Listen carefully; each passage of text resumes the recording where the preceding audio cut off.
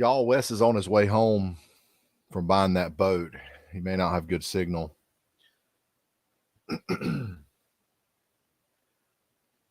Welcome to Real Fisherman. Tonight we're going to go over. Me and Spivey went fishing on Norman this past weekend, Sunday, day before yesterday, and we're going to talk about the conditions of the lake, what we did, what we had success with, what we didn't have success with. Talk about that front that came in, stuff like that, water clarity, trolling. So we got a few people in here. I'll go ahead and get started. So me and Spivey decided to go hybrid fishing on Norman this weekend. We got out there Sunday morning, still dark when we got out there. Got out there about 3:30 in the morning, and we caught some bait. And we noticed we went up about halfway up in some creeks to look at some dock lights, and we noticed that there were no fish on the dock lights. The water was dirty, and it was a ghost town. There was nothing, no bait, no fish, nothing, no perch.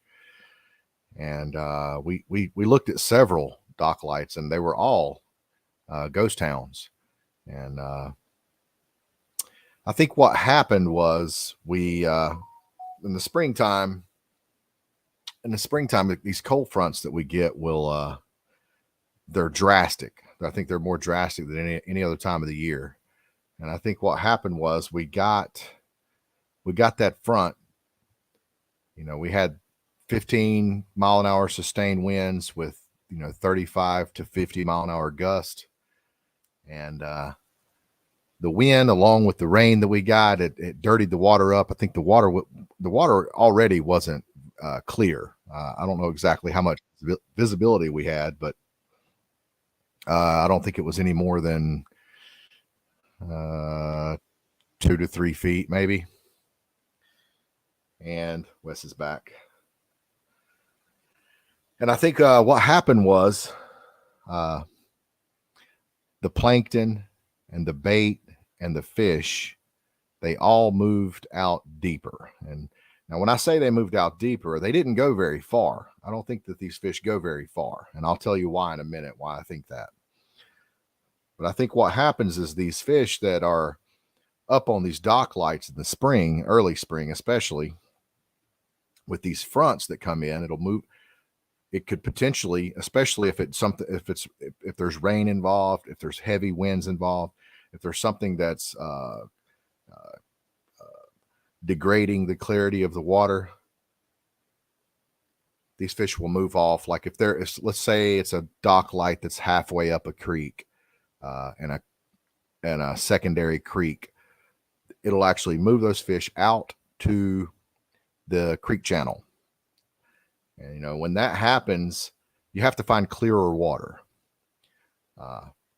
So me and Spivey, we decided we were actually going to try to go very far upriver, because these hybrids they're starting their spawn, and some of them are already starting to go upriver. A lot of them are staging at the mouths of creeks.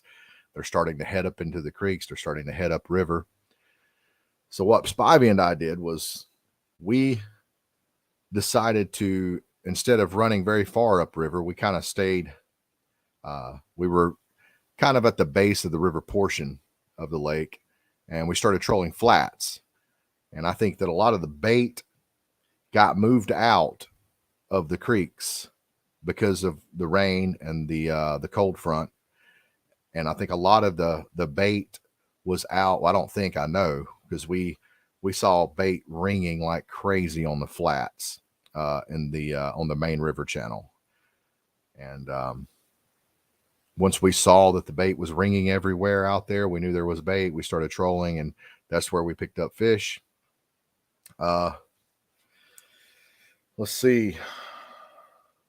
A little bit of rain is a good thing, but I think anytime you get enough rain to where, especially, it doesn't really take that much rain to make water that's already dirty, even dirtier. So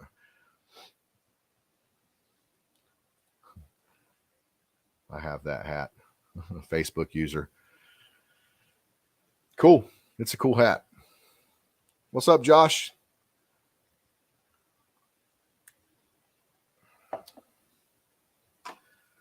Wes is on his way home. He can't be more than heck. He actually should be getting home about now. I don't know what's going on with his signal. Maybe he's caught in traffic. What's up, Spivey? Okay, that's probably him texting me here. Nope.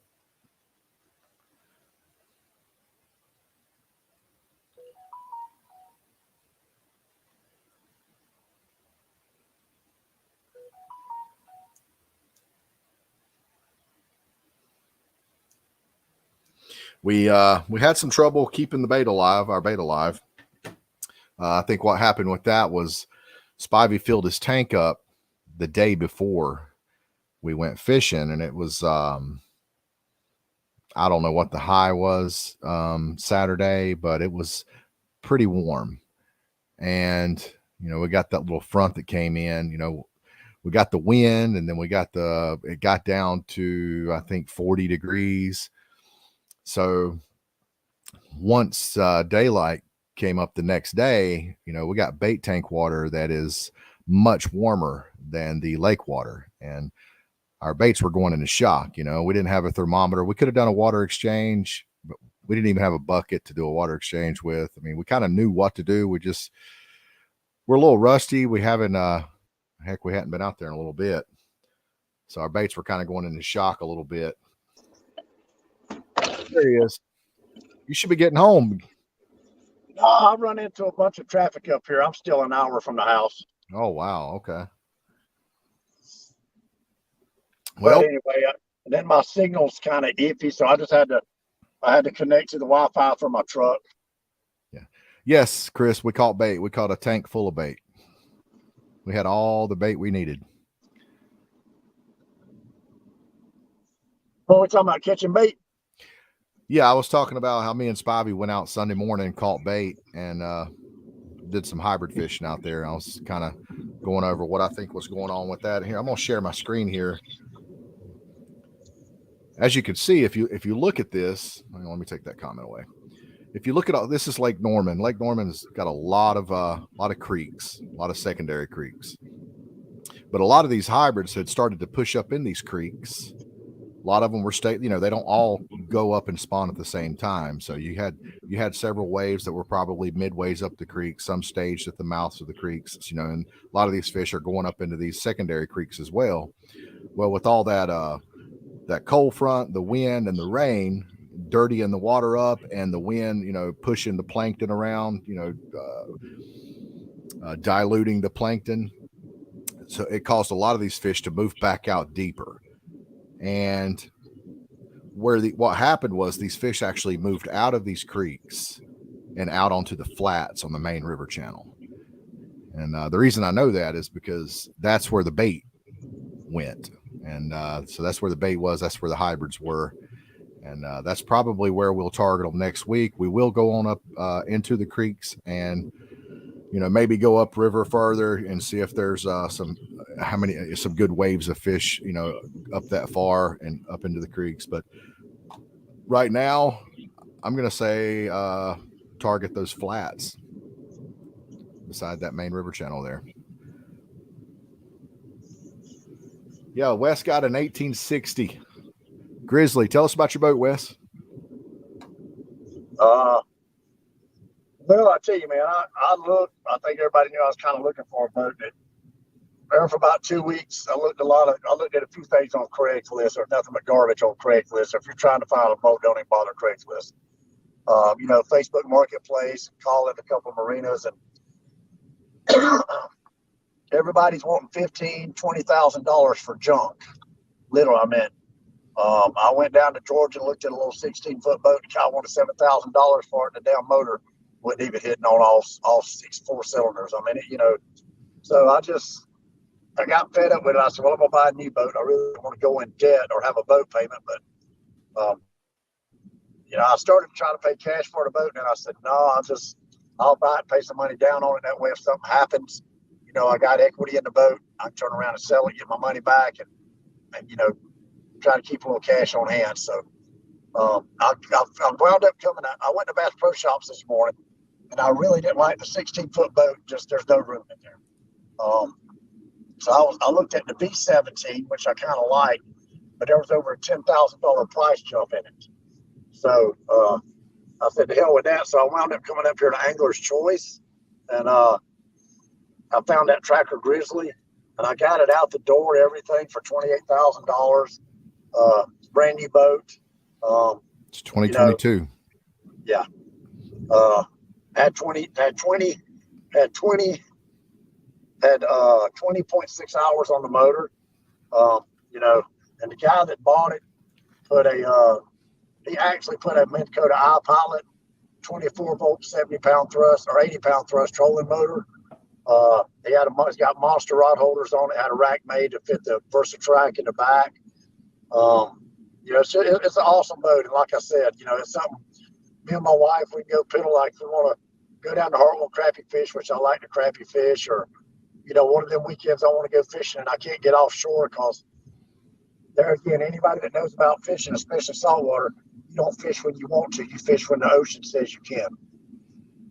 So yes.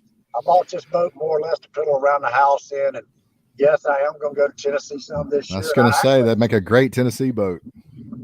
Oh yeah, JR, I just got off the phone with Bo Rice, and Bo's not really renting rooms no more. It's just his guide people. But he said that me and people that was supported him over the years was welcome to come back and stay. So we got our place back in Tennessee to stay also. So I'm looking forward to going back to Tennessee this year. And, I didn't say I never didn't want to striper fish again. I just really missed the camaraderie of being up there, hanging out with people. And there again, I think I got a pretty nice boat. It's not going to be that much to haul. It's literally not going to cost nothing to operate. It's perfect. It's perfect. Don't have plenty of room. It's going to do exactly what I want it to do. So, it looks like, that boat in 1860, I feel like it's just absolutely perfect. It seems like you put a lot of thought, a lot of time and thought into this boat.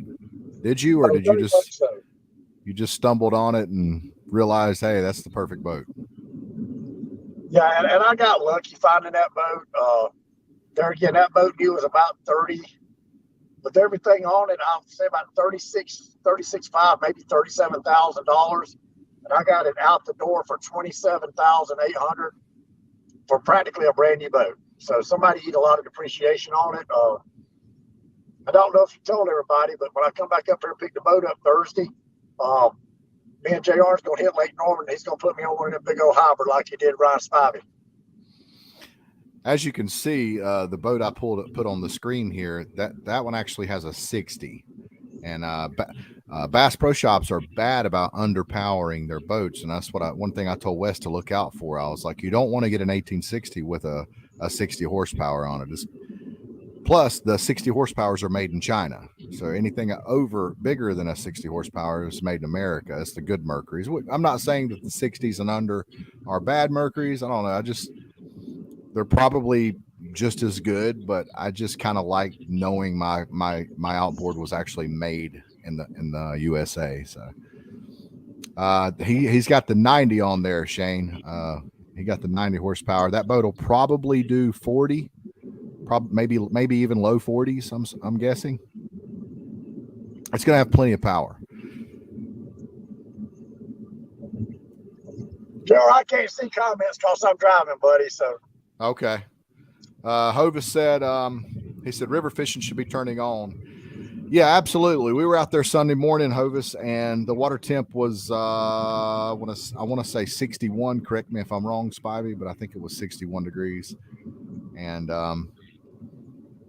it was kind of hard to get a read on the lake because, like I said, the water was kind of dingy. We got all that wind and that rain. And we'd just gotten some rain, a week before that, some heavy rain. So he said, JR put me on that fish. Yeah, right. Spivey is definitely the captain when we go fishing. We had a good time, man. We actually went into this little cut off the main channel and tried to fish some riprap with some Billy Bob slip floats. We had our slip float set about 3 or 4 foot deep, and we were casting those live owl wives over there on that riprap riprap bank, and actually hooked onto a couple good catfish, caught a couple good bass over there on that riprap. Hey, JR, I'm going to get out of here right quick and try to log in on the screen on my truck. Okay. All right, I'll be right back. Okay. But I think that I think one mistake that people make is they isolate, they figure out where they want to go fish, and if the fish aren't biting, they move somewhere else too quickly. I think that it would behoove us to expand on the areas that we choose to fish. If we go somewhere and we're not catching fish, sometimes you don't have to move very far. Just like if you're trolling, maybe crank up, get them in, crank up, and move, just several hundred yards instead of, moving to an entirely different area of the lake. But I love the journey of fishing and trying to figure them out. Like I said, me and Spivey were out there. We had some bait issues, but we were trying to find the fish. The fish were not the fishes. They weren't in the creeks. We found the fish out on the flats on the main river channel, and that's where we found the bait. I think we were getting ready to move to go somewhere else, and Spivey was like, "Man, look at all this bait ringing," and I was like, "Yeah."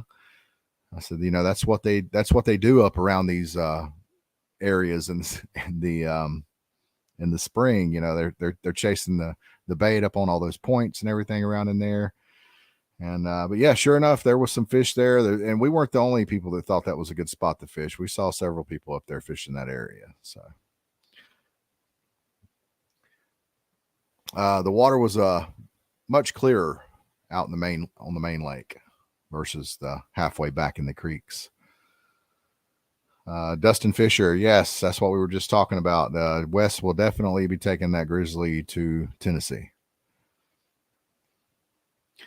But I'm pretty sure that was our issue with the bait, was the water temp, because we didn't have a thermometer in the bait tank, and we, Spivey had filled that tank up the day before, and of course it had gotten warm, and by the time we got out there and caught bait and everything, the surface water temp of the lake, was probably had probably dropped from the cold front, and the tank, the even if it hadn't dropped, the water that was in the tank was warmer than the water in the lake. And I mean, you can get away with that up until probably 5-6 degree difference. But, once you get, anything above that, then when you put those baits in the water, they'll kind of go into shock. And what we were running into was not all the baits would go into shock, but the ones that would go into shock, they would come back. But when they would come back, it's like they never were full strength, and they were dying quick. Some of them were hardier and they were lasting longer. But a lot of the baits that we were reeling in after they'd been out there only 15-20 minutes, would reel them in, check them, they'd be dead as a doornail. So we didn't have the best bait in the world, but we found the fish. We kind of know how to catch them. There's Wes. Are you on your screen? No, Jerry, it's wanting me to do the permission thing, to give my mic permission to do this, that, and hell, I can't. I'm driving. I don't know how to do all that. Okay. David Martin said he had a 2019 same boat. Great boat. I think yours was a side console, or was it a center console as well, David?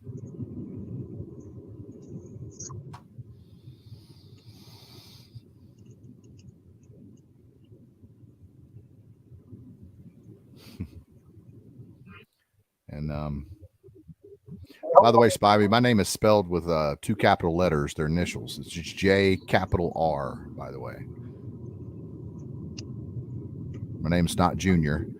It's not J. J little r, lowercase r spells junior. So now I can see you, Spivey. I can see you. You must have got on YouTube.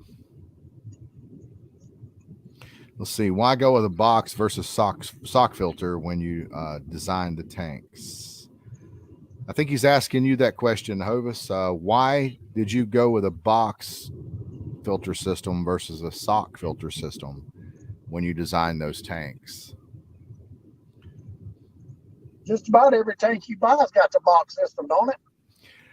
I know that the Super Bait tank has the box system. I think it does extreme. You got an extreme bait tank, don't you? Does it have the box system? No, they use that kind of big sock, like big old thick filter you tie up around the ends. So they have a sock filter. Okay, so you just answered your own question. Well, you answered Spivey's question.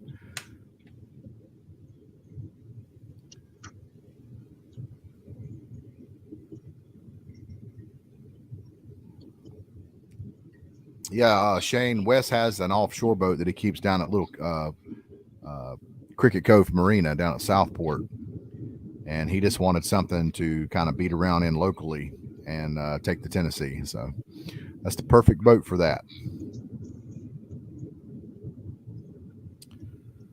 Yeah, like I said, man, I'm excited. You know, I looked around for some much used stuff, and actually, my wife, she's the one. She said, "Baby, if you want another boat, just buy a new one."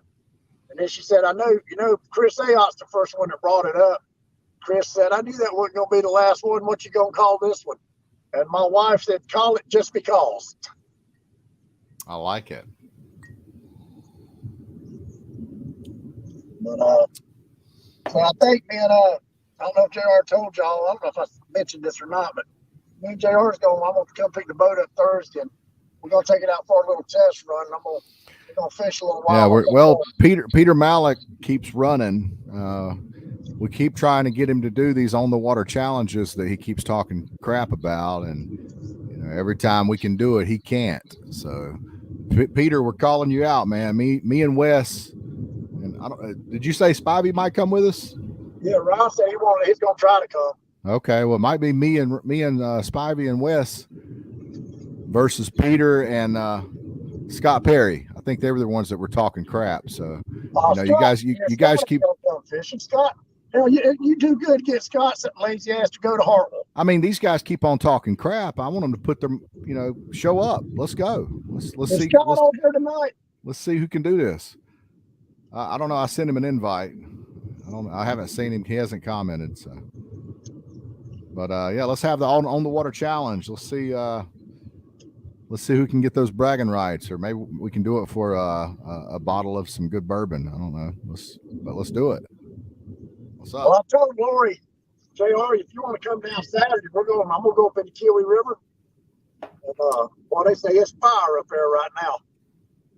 You'll have to go up there and fight boats, but I was going to say, don't be burning spots, but I mean, if we're going to have to go up there and fight boats, it looks like everybody already knows about it anyway. No, you ain't burning those spots. If everybody knows, anybody that's ever even heard of a hybrid bass in South Carolina knows where to catch them this time of year on Hartwell. You're not burning nothing there. But I have been called a spot burner before. Who's that on here with us? I can't see. No, that's where I'm sharing my screen. I need to actually take that off of there. Boop. How many people we got watching? We have 12. Oh, okay. Is that on all channels? Yes. Well, hell. What was it? 2 or 3 weeks ago, we had like 50 watching at one time. I know. Yeah. Well, we suck, Wes. I don't know what else to tell you, bud. Well, we don't have no drama. Everybody likes drama. If everybody thought me and you were arguing and wanted to kill each other, we were going to meet at the boat ramp somewhere, there'd be 100 motherfuckers watching this. Oh, yeah. Yeah.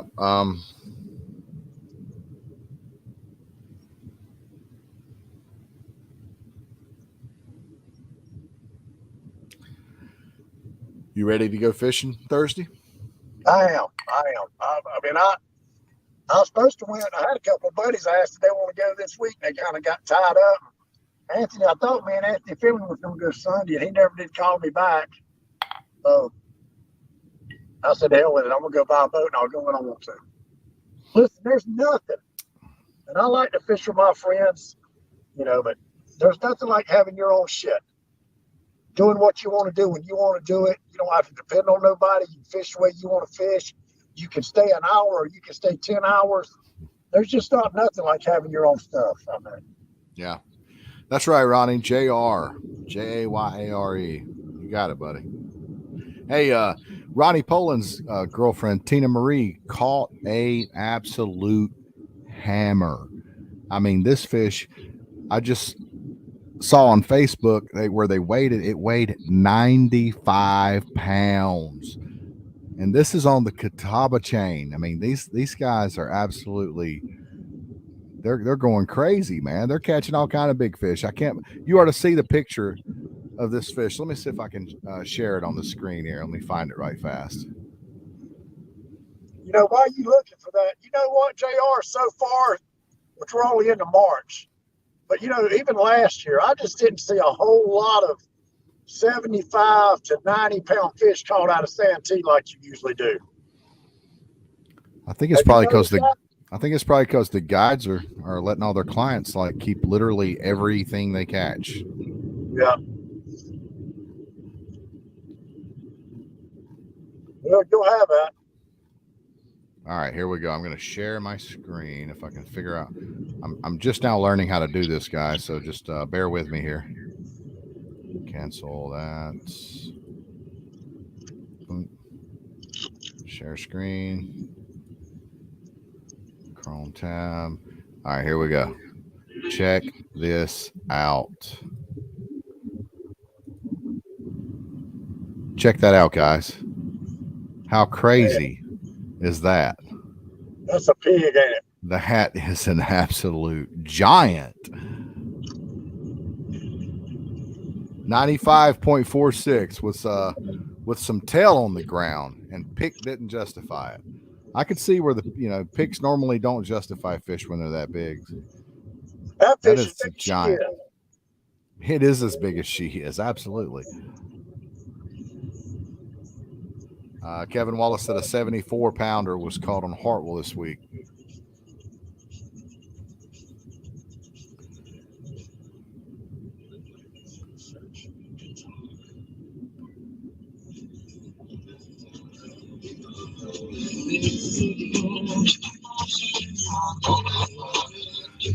Wes is going to get us kicked off with copyright infraction.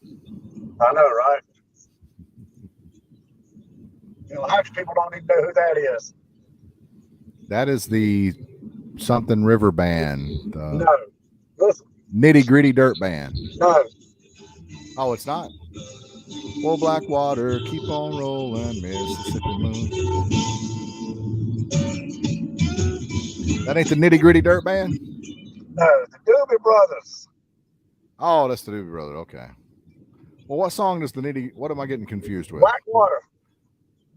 What song does the yeah, but what do the Nitty Gritty Dirt Band, what do they sing? Oh, Fishing in the Dark. Yeah. Okay, I got confused there. Look at Ryan Spivey trying to act like he knew that was the Doobie Brothers. What'd he say? He said Doobie Brothers. I think he was trying to spell Doobie Brothers.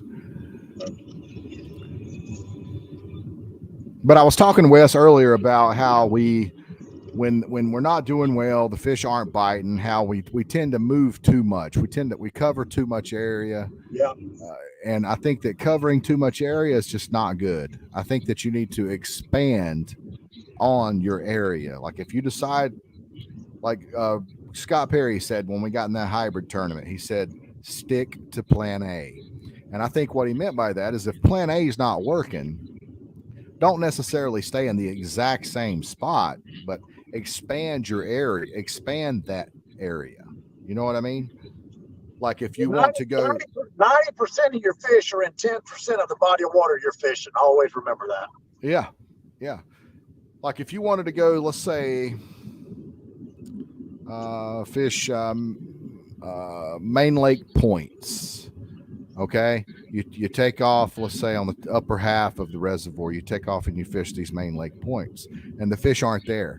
Well, instead of like taking off and running to the bottom of the lake, like fish those, be more thorough on those points.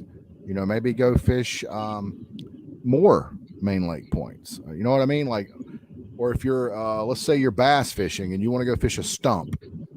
Well, instead of just fishing that stump and realizing there's no fish there and taking off and fishing somewhere else, expand your area. Fish that dock that's over there beside the stump. You know what I mean? Yeah. Well, a lot of people's got different theories like cut bait. Me personally, I go on. I'm on the Randy Brown theory, and Randy's thing is if you feel confident about where you're fishing, you stay there and fish. A lot of people like Todd Asher. Todd's got a thing. If you're cut baiting with him, if you ain't got a bite in 30 minutes, he's gonna move. My thing is, especially in a river system, I'd like to think if I've been cut baiting a spot in 30 minutes, I've got fresh bait out there, I throw the little chum out there, that scent's gonna go down river, and a fish eventually is gonna work its way up to me. Everybody's got different techniques, but most of the time when I'm cut baiting, I'm gonna look at that area, I'm gonna look at my graph and make sure this is, first of all, for me cut bait, I'm gonna make sure I'm gonna graph the whole area that I'm gonna be cast at to make sure there's not a bunch of shit I'm gonna get hung up on. And if I'm comfortable with that spot, I'm probably gonna stay there for quite a few hours. Lori said, I'm not big on moving a lot. 100%. Chris Brown said I'm lazy, but that might have a little bit to do with it. But I'm not big on moving a lot. Lori Rose said, do a live show explaining and showing about how and why you use certain knots, hooks, swivels, etc. Well, I'll tell you this, Lori. When me and Spivey got out there and started pulling boards, we were pulling free lines, planer boards, and down rods. And we missed 6 fish. We kept missing fish. And every fish we missed were on planer boards, and two fish we missed were on the stiffest down rod we had.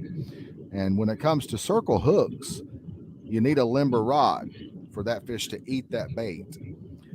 Well, we lost it on a stiff rod. Well, so we shouldn't have been using a circle hook on a stiff rod. So on my stiff rods, I'm going to start using J hooks, and on my planer boards, I'm going to start using either J hooks or trebles, depending on what size fish I'm targeting. The reason we missed them on the planer boards is because that planer board prevents that fish from eating that bait. If that fish can't eat that bait, then that treble hook is not going to work. That circle hook's not going to work. When that fish comes and takes that bait, it needs to be able to swallow that bait and turn and swim away and not feel much resistance. Well, what's happening is that rod isn't being able to do its job, and the limber rod that you're using isn't being able to do its job because it's already halfway loaded up by the planer board, by the resistance of the planer board, and then you got the resistance of the planer board on the fish's end too. So the circle hook's just doomed to it's destined to fail. So when it comes to planer boards and stiff rods, I am not using circle hooks on those any longer. When we all were talking about planer boards, we got on that comment, that post last night or not before last, whenever it was. I understand what Shane's saying to a certain extent, but if you put a bead, of course, if you got a bead, or if you got the right size swivel, depending on how big your corkscrew is, swivel is on your planer board, which I don't use I use the corkscrew swivel, but I just use the snap where you just snap it in one time, you turn it in, you don't have to go round and round and round. I forgot what they call mine. Mine's almost like not a coast lock, but it's just, you just go in at one time. That's what I've always used. The reason I don't like a snap swivel is the fact when I was fishing a lot in the wintertime and my fingers are fucking frozen to death and I can't feel them, trying to mash that thing in, put the line in it, and mash it back. It's aggravating as hell. So no, I don't use those. But when you got a bead on there, the bead is going to keep your planer board from going all the way to your hook, past your swivel. But even that being said, when you pop that clip, you still got, if you're on an angle, and if you can picture this, JR, when you're pulling a board, once you pop it out of that clip, that board, you're still at an angle with your line and that fish's mouth. So the reason a lot of people just use clips is when that clip pops loose, you don't have no drag from the board. It ain't that the board's gonna come down and knock the fish, because the planer board's not gonna go underwater and knock down hook out of the fish's mouth. It's not gonna happen. I think what people are saying is, go ahead, finish. It creates a drag though, because you're trying to at an angle. Yeah, and the drag the fish can use as leverage. Yeah, exactly. So, but when that clip pops, within a second or two, you're straight line to the fish without having the planer board out there, and you still got a line in that swivel going to the fish. That's why a lot of people just fish just a clip. But it ain't. I don't know why Shane said that. And to clarify things, when Wes is saying just the clip, guys, what he's talking about is the Scotty like downrigger style clip, the one that you open up and put your line in, not the snap swivel, but the actual clip. Yeah. But like I said, you're still you're kind of at an angle in your boat. So when that fish hits, okay, he pops it out of the clip, but you've still got restriction with your lines it's in your swivel on your planer board. So that fish, you get a better hook set when you come out of that clip. Your line's going straight to that hook to the fish's mouth a lot quicker without the planer board keeping your line drug out there before you get into the fish to set the hook in his mouth. I've never seen a planer board go underwater and knock a hook out of a fish's mouth. Not saying it can't happen, but I guess when you're fighting a fish, once you get him up, that planer board can go all the way to his mouth. But there again, if you're using a bead, that ain't gonna happen. Right. Even if but a lot of people like to use just a straight hook. I've never used a straight hook, even with live bait, because if that fish dies, if your bait dies, you're gonna have a twist from hell. Is the swivel gonna make that much of a difference? I don't think a swivel's gonna matter either way, where a fish bites or not. The only big difference is a lot of people, the less knots, the better chance you got. I think that's the way they look at that. But I've never pulled planer boards with just a straight hook. I never will. Yeah, I don't think I will either. Ryan Spivey said, old school, use a piece of rubber worm to keep the bait from hooking itself. We did have some baits hook themselves the other morning, but Ryan, Scott Perry told me, and it is extremely, extremely simple. And I keep forgetting to do this, and that is, instead of going through the nostrils, just go up through the bottom of the baits, the bottom of his mouth, out one nostril, and then it can't hook itself. I don't know why I keep forgetting to do that. Well, they don't live as long either. Got their mouth shut. They can't. I think keeping their mouth shut actually makes them live longer. I think because if you hold their mouth open, well, okay, let's put it this way. Try it. Do both ways and let me know how it works for you. No, you're right. You're right. Another couple of seconds, but when I first started striper fishing, I used to take a rubber band, the little wide rubber bands, the 330 seconds wide, and just cut them. Hook your hair on there and put your rubber band. I just don't like the idea of having anything on my hook other than the bait. Like Scott actually just corrected me. He said inside the mouth and out the nostril. Yeah, inside you're okay. Still open. But you don't want the fish's mouth to remain open. So if the hook is causing the fish's mouth to remain open, it's probably not going to live long either. But we were using little tiny. We weren't using like crappy hooks, but we were using like number 2 circles, like very, very small circle hooks.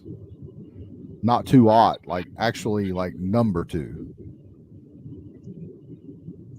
Hey, Scott said don't pin it close. I'll be clear, JR.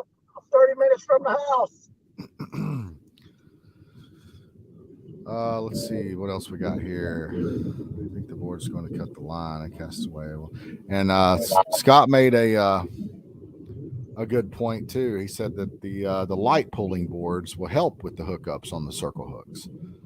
I think I'm just going to do away with I love circle hooks, but I'm going to do away with using circle hooks on planer boards. Period.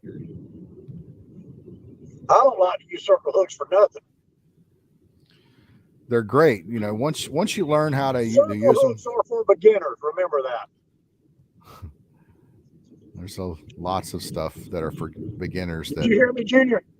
Yeah, I heard you. Scott Perry told me that. J hook for the win. Thank you. I don't know who commented. That's what I was going to say. You know, whenever I went to Tennessee with, and you may use these same hooks, Wes, but Hovis and Shane Reel and Daniel Skipper, when I went with them up to Middle Tennessee, we were using the big like 8 or 10-aught river hooks. They're called Gamakatsu river hooks, and they got a pretty big gap. Then you almost think that they were a circle, but the point isn't pointing in toward the shank. It's actually just it's technically a J hook. So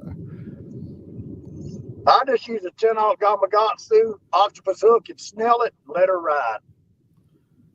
Absolutely. Yeah, I'm going to start jerking on them planer boards. I ain't going to lie. I'll be right back, guys. You going to be a planer board jerker? I am. I'll be right back.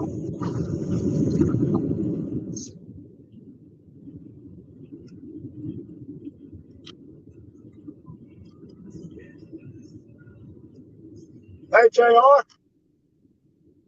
Where'd you go? Lost him.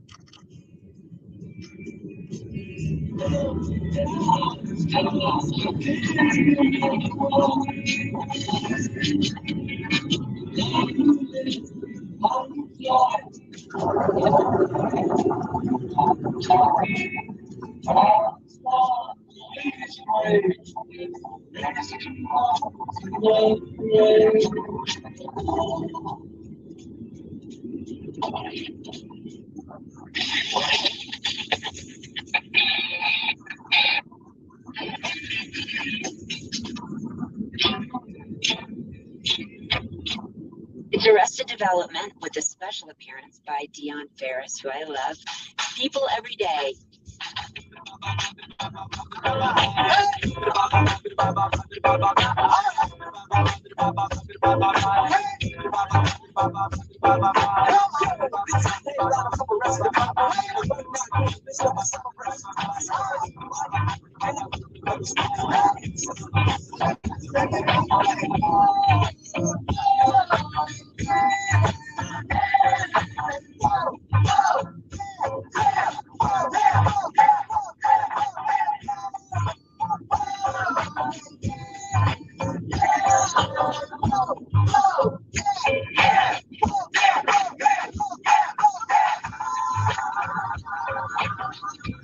Where'd the junior go?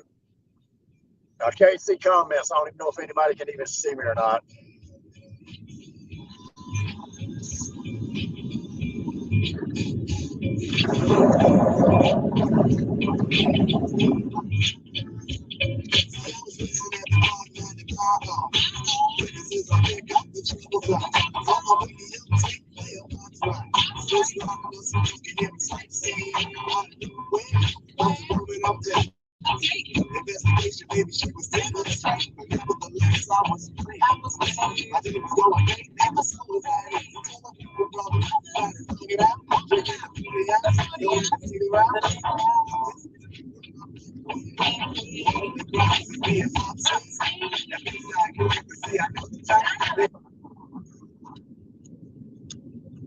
We can see you, sexy baby. Do you want to reply? Thank you. Okay, then.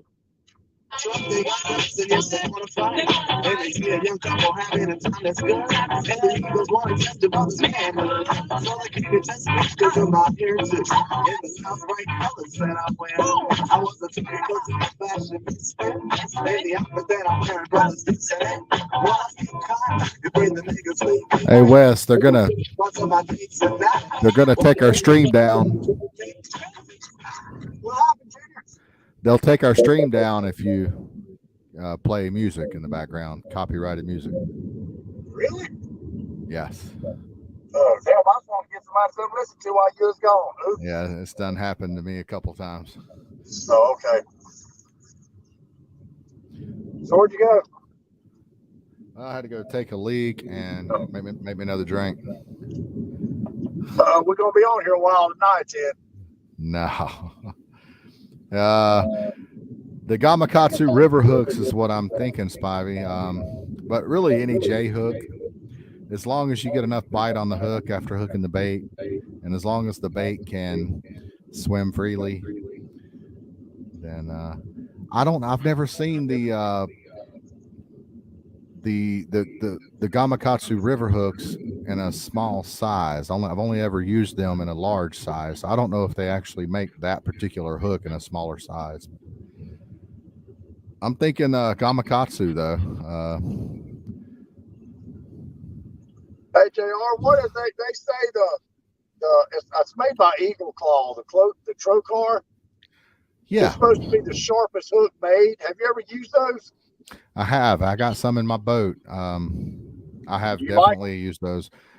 I like them, but I keep going back to the old tried and true Gamakatsu. I'm just, that I've just been using them for so long. They've never let me down. I have had Gamakatsu wannabes let me down. I've bought some Gamakatsus at the flea market before. I'll never do that again.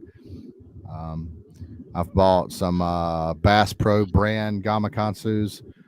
There's a lot of hooks out there. You can get them from China. You can get them on eBay. They look identical. But if you look very, very closely, they're not perfectly rounded. The wire that the hook is actually made of isn't actually perfectly round. And there's a little difference, like where the shank of the hook kind of meets the barb. It's a little different on a true Gamakatsu. There are some subtle differences that you can look for and tell if it's a real Gamakatsu or not. But a lot of people don't like them, but I continue to use them. A lot of these, it's the thin wire, I think, that sells me with those hooks. I like a thin wire hook, yet strong enough for big fish. I want that thin wire so it can penetrate that fish's mouth a lot easier than a thicker gauge wire hook.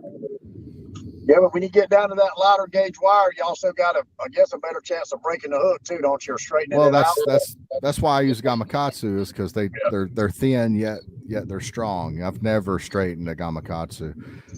The only time I've ever had a Gamakatsu hook to break, we were actually tarpon fishing down in Winyah Bay a couple of years ago when I hooked up on a spinner shark, and we got the shark to the side of the boat. The shark was probably 75, 80 pounds. And the captain went to line him, got to get the hook out of his mouth, and the fish just swam real swift, slapped the side of the boat and popped the hook, and it broke that Gamakatsu 10-aught hook. Broke it right there in the bend.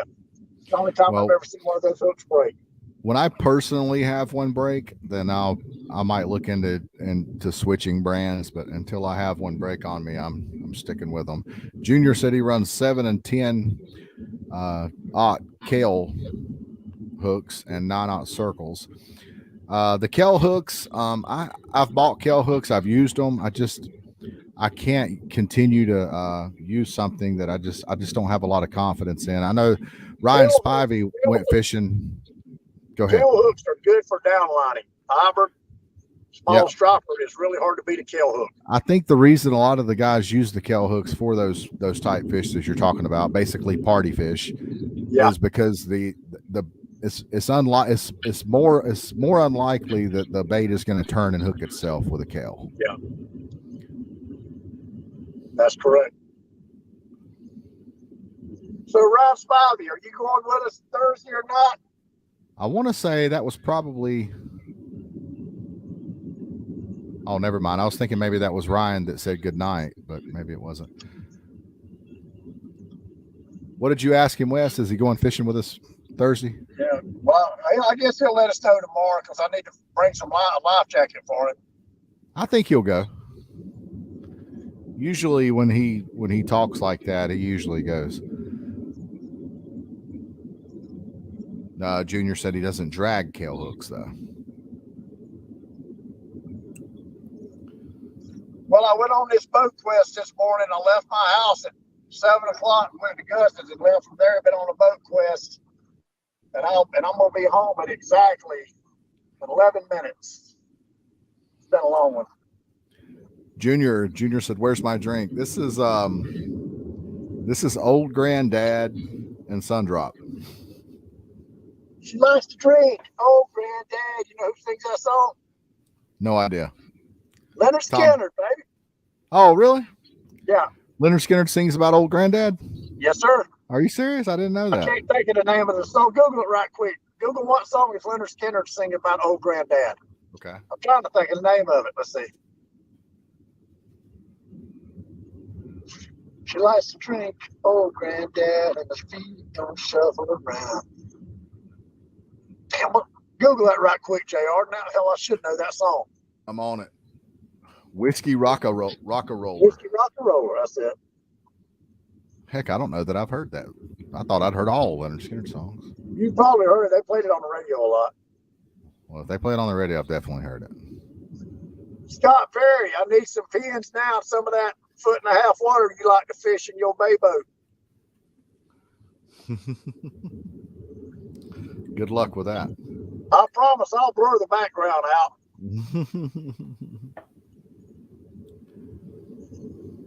Scott, I already know about the backside of the island. You know where I'm talking about.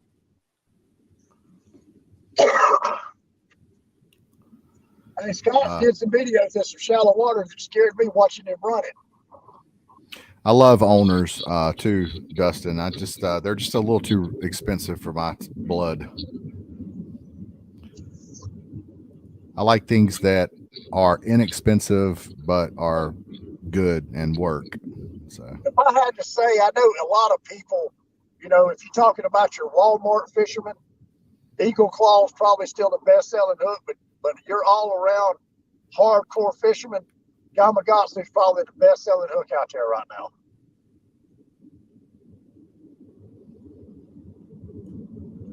Wouldn't you say so, Junior? I just probably, you know, they're probably the Bud Light of hooks, but I tend to kind of just do my own thing. I know a lot of people, they're probably, especially the 1%ers. Like if you were to go to a catfish tournament, for example, you know, a lot of those guys are using Charlie Browns and they're using a lot more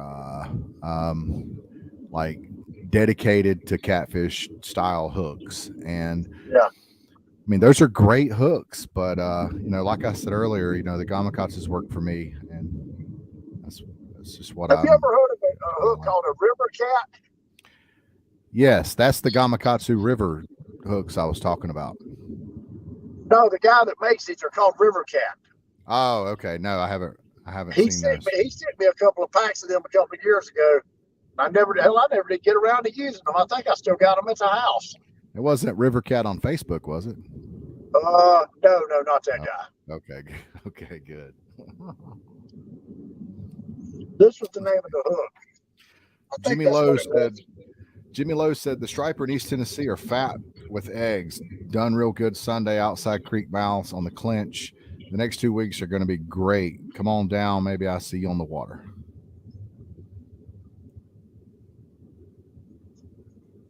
JR, are we going to have to go up there and show them how to catch a striper in Tennessee? Yeah, it wouldn't be the first time we went up there and caught them.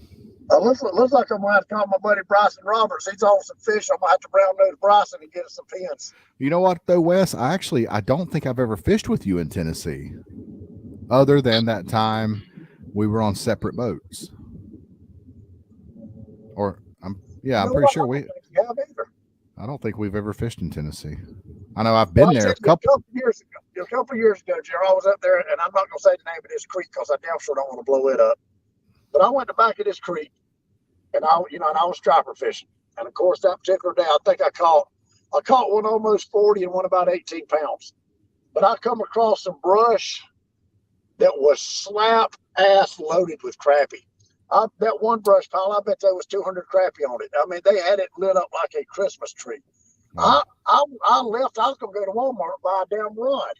And I said, well, no, now I got to get a rod, a minnow bucket, get my minnows, and then that's going to take up half a day. So I actually went up there striper fish. But next time, my first trip to Tennessee this year, I'm taking some crappie rods with me too, because if I'm fishing that up, and you know what end of the lake we'll probably be going to first anyway. We definitely gonna crappie fish for a couple hours, because I've got them brush piles marked, and I transferred all my data from that other depth finder, so they're still marked on my waypoints. Awesome.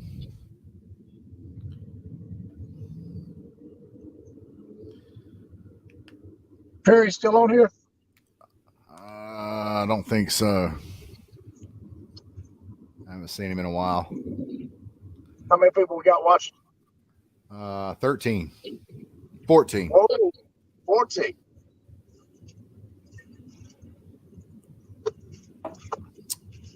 Well, we'll be at the house here in about 10 minutes.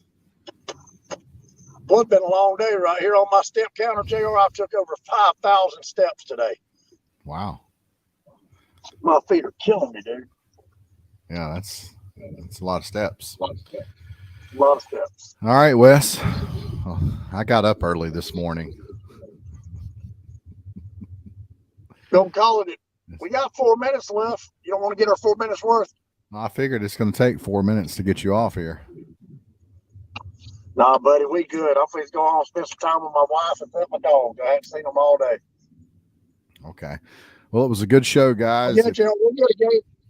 We'll get a game plan together for Thursday. I'll try to find out exactly about what time they think they'll have the boat ready. Give me a heads up because it's a 3-hour ride, and I can stop, pick you up. We'll go up there and pick the boat up, take it, put some gas in it, see if we go catch fish. They ought to fill it up for you. I don't know. They may. Who knows? That'd be nice. Well, it's been a good show, guys. So if you're just tuning in late, then make sure you go back and watch it. I think we had a lot of good information in there.